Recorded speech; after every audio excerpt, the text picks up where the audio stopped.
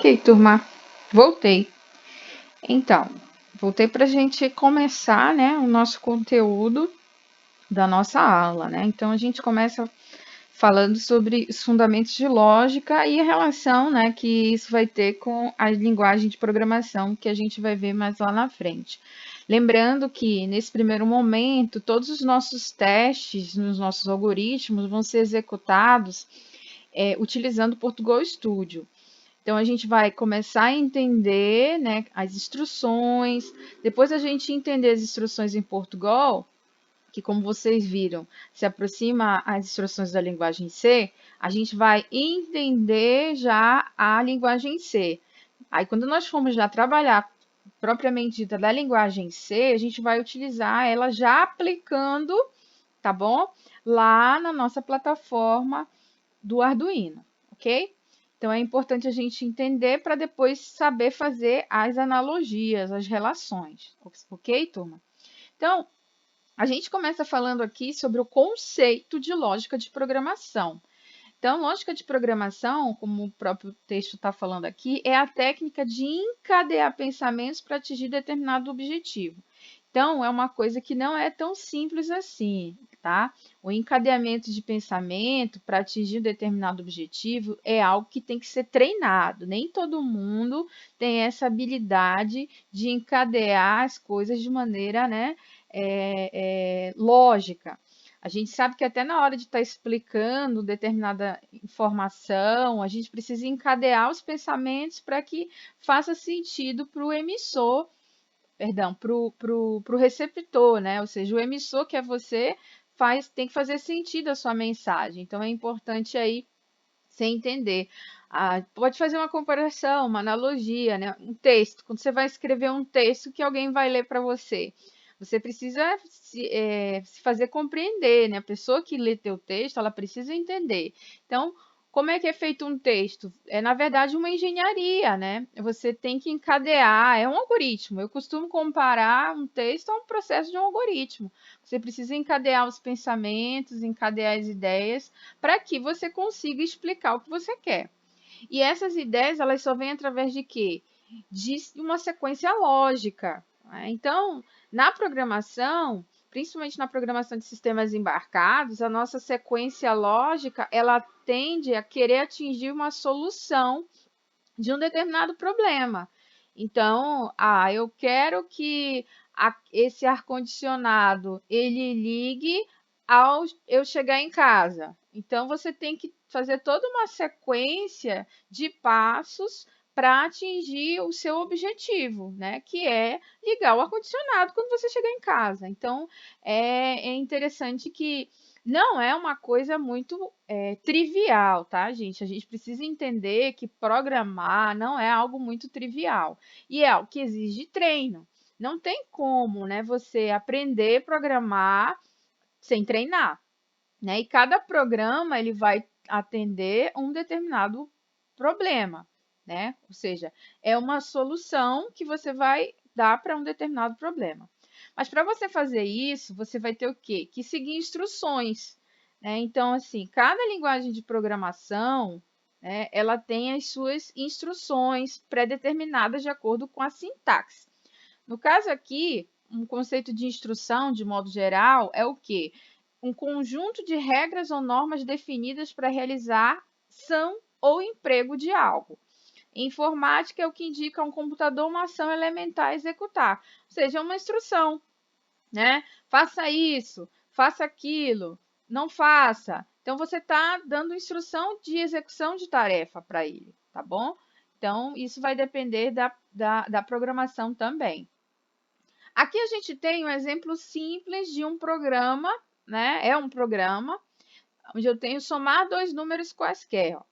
Aí ele está pedindo para você escrever o primeiro número no retângulo A, escrever o segundo número no retângulo B, somar o número do retângulo A com o número do retângulo B e colocar no resultado o retângulo C. Entende que isso, para a gente, olhando assim, é extremamente trivial, mas você vai ter que programar isso, de repente, para uma máquina executar essas instruções que você acabou de citar aí.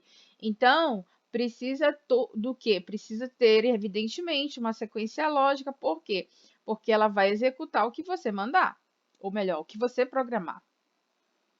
Aí aqui a gente tem a definição do que é algoritmo, né? Então, o que vem a ser o algoritmo? Essa palavrinha que eu estou toda hora falando, né? É uma lista de instrução para execução passo a passo. Então, a gente sabe que a nossa máquina ela vai ter que executar ações.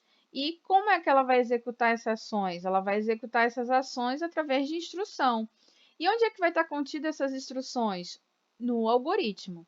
Então, um algoritmo, né, que a gente colocou exemplo de algoritmos que são algoritmos que para a gente é trivial, mas para a máquina, se você fosse colocar para ela instruções, isso não seria trivial, né? Uma receita de bolo, um manual de instalação. O manual de instalação de uma máquina, por exemplo, ele não é algo trivial, né? Ele exige uma sequência lógica, ele exige uma execução passo a passo de algum processo. A nossa área, né, é a área que envolve tecnologia, né? A área de eletrônica, por exemplo, ela tem vários algoritmos. Tudo tem algoritmo, ou seja, todo procedimento que vocês executam em alguma determinada atividade, por exemplo, o simples fato de fazer uma medição de uma tensão elétrica usando um multímetro, ou fazer uma medição de um sinal retificado na saída usando o osciloscópio, então são algoritmos, são instruções de execução. Então, na verdade, para a gente poder montar um algoritmo, normalmente tem três fases fundamentais, que é a entrada, processamento e saída, né? Então, a entrada, na verdade, fazendo uma analogia com o homem, é a percepção nas impressões, fazendo um comparativo com um circuito eletrônico, por exemplo, os sensores, eles, na verdade, estão nas entradas, eles vão captar as informações para processamento. Quem que vai processar isso? Aqui, no caso, processamento de pensamento, né? No caso, o homem processa, tem a memória, ele vai verificar, vai comparar, vai deduzir. No nosso caso, são os elementos programáveis, né? Os microprocessadores, os microcontroladores. Então, os elementos programáveis, né, os CLPs, são eles que vão processar essas informações. E a partir desse processamento, ele vai dar um resultado, que aí, no caso aqui do homem, é o resultado de processos de pensamento, ou seja, o que ele vai ter que fazer?